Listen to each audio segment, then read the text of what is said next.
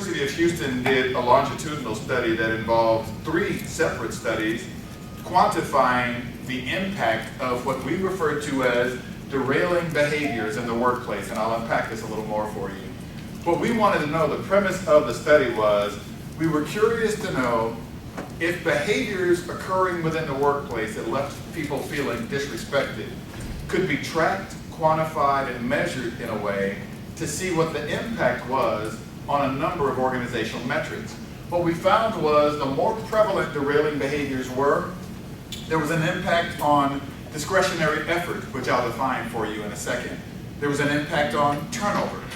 There was a connection to lost revenue per FTE, or full-time equivalent. There was also linkage to increased absenteeism, increased number of safety incidents, and we were able to correlate these behaviors in the workplace to quantifiable impacts on the top line, revenue growth, the bottom line, cost reductions, and the pipeline, recruiting, retention, and talent management in measurable ways. Let me unpack this a little for you and define what I mean.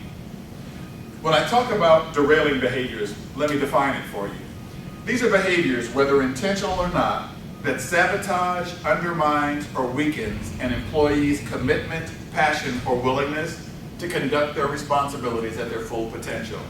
From an academic studies perspective, the way they're framed in many instances, if you're not going into some brand new area never explored, is to do research around what studies have been done connected to the topic you're interested in. Find out other opportunities to go a step further in some of that research, and it may actually uncover some ahas that the other researchers didn't see. So we didn't do anything that was rocket science. We began studies around what research had already been done in this space and then built upon it. First thing we looked at around the derailing behaviors was a term called acts of incivility. It comes out of a study by the Brookings Institution. I'll elaborate in a second. Third is a topic called subtle signals, actually referred to as micro-inequities, or microaggressions, or micro-advantages. All were a part of the study done at the Sloan Business School at MIT. The third is a topic on bullying in the workplace. Now, there's not a lot of research in the US on that topic. More is being done, but in Europe, there's tons of research on the topic. In the US, unfortunately, there is not a single law against bullying in the workplace. I'll elaborate in just a second. But in Europe, it's referred to as mobbing in the workplace is the term they use. And there is anti-mobbing legislation in almost every European country. The fourth study we looked at was one coming from the American Academy of Management Executives that was looking at a term called broken dignity entitlements. Now, let me come back to these explanations and elaborate for you in a second, but let me set the stage for you. The studies we did here in this organization show that all of these behaviors are occurring here as well. Don't think that it's an anomaly. In all of the studies in the longitudinal data that we have looked at, they are prevalent in every organization, in every industry, US, Europe, Central America, South America, it's everywhere.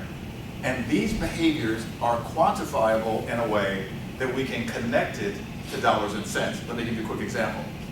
If in the study we were able to discern that 57% of employees stated they had experienced some form of derailing behavior in the last 12 months, the way that the survey tool is structured, web-based, is if you said, yes, you have encountered that, we then started to define what did that look like so we know which of these there were and how prevalent were they. Once we were able to glean what did you encounter, we then asked the question, because we asked the study participants in these 4, were there quantifications on the fiscal impact? The studies didn't measure that issue. We simply took that a step further. So now if you said you have experienced bullying in the workplace, we asked, have you lost productive time at work avoiding or worrying about the person who committed that behavior? If you said no, it jumped over a subset of questions. If you said yes, then we began the quantification. In a given 8-hour workday, how much time would you estimate you've lost avoiding or worrying about the person who committed those behaviors? The respondent answers across the longitudinal studies was about 20 minutes a day. We then asked how many days out of a 5-day work week did this occur? The average was about 3 days out of 5 days. These number of minutes were lost avoiding or worrying about the person. And how many weeks did this go on before you were able to resolve it or put it behind you?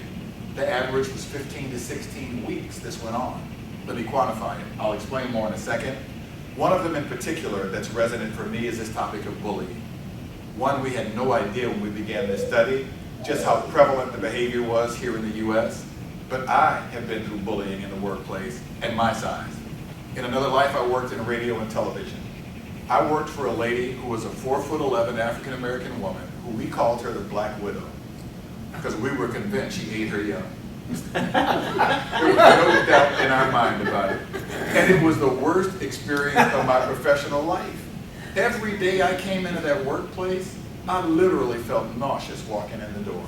She found every occasion she could to nitpick everything I did. She was in my face yelling and screaming and cussing and hollering at the top of her lungs, and her boss left her alone because the revenue she generated was how they were compensated, and we don't care how you hit your numbers, just hit your numbers and don't break the law. Remember I said, there is no law against these behaviors in the US.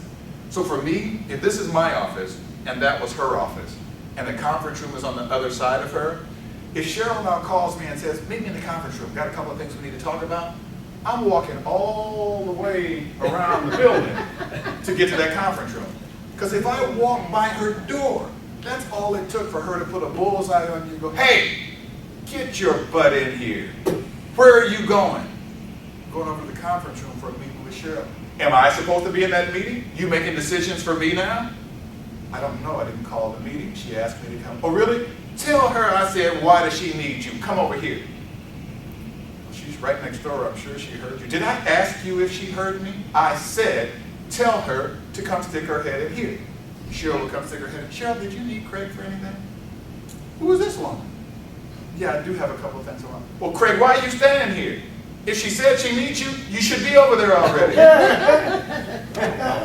Okay, I'm going next door. Here's my point. I felt it.